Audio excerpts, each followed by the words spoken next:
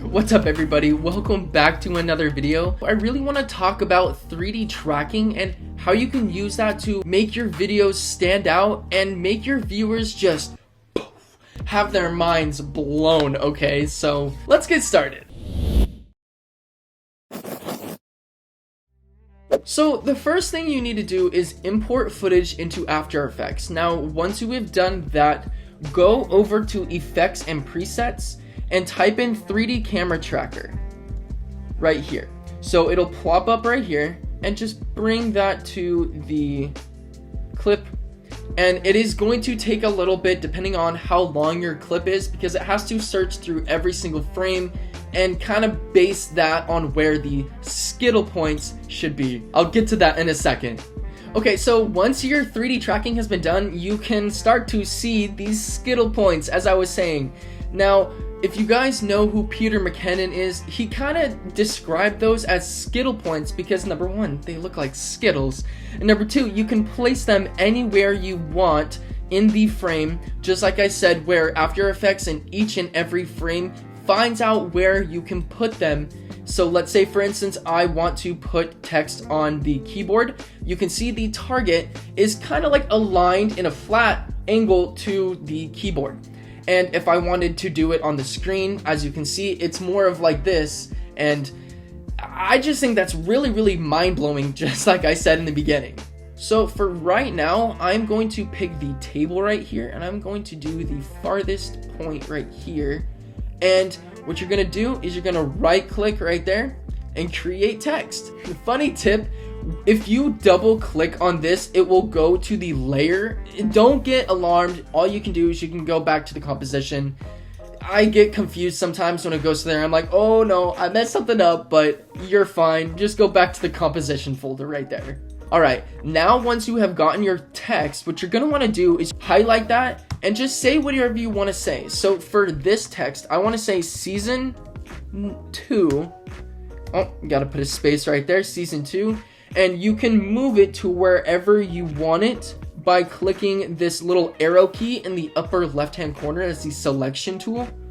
Now, if you just hover over this, you can figure that out. You can place it wherever you want.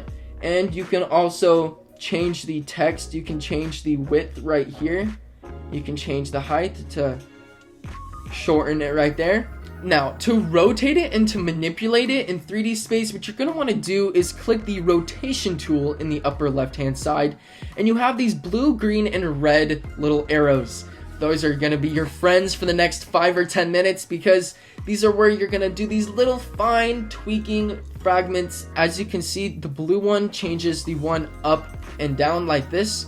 So I'm going to change the clip to where I don't really want it to be flat, or where I do want it to be flat, and I'm going to change the blue one right to where it looks to be flat.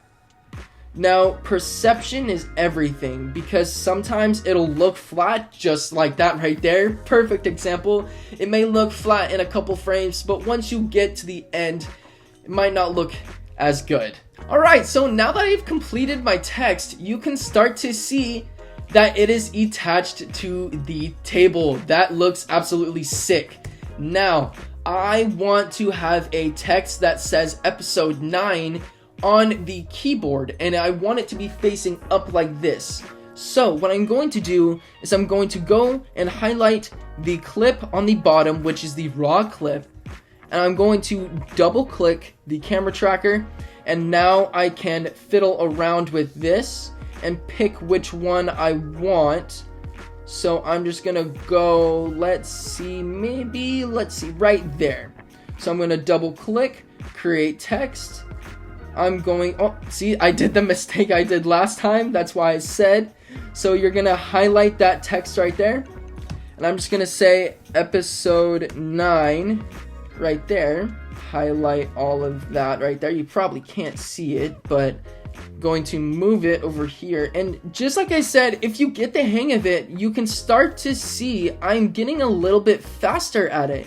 Okay, so I'm going to finish this one and I'm going to come back and I'm going to show you the finished product. Alright, so I've got the Season 9 Episode 2 all finished up. Now, look at this. It's going to take a second for it to render, but as you can see, I have the Episode 9 layered like this and I have the Season 2 layered like this. This is super simple. Just like that, it was about only 5 to 10 minutes of actual work. Now, to make this just a little bit better, we're gonna add some motion blur. Now that is extremely easy. It's literally one button. You just go over to these 3 layered little circles, and that's it. You just gotta let it render and boom shakalaka, you got it. But alright, with that being said, thank you so much for watching. And I hope you guys learned something today, and I hope you can incorporate this into one of your guys' projects or videos or whatever you're doing, because this can really enhance what the viewer actually thinks about your videos. Because first time I saw this, my mind was blown. So thank you guys so much for watching. Comment, like, and subscribe. Talk to you later. Peace.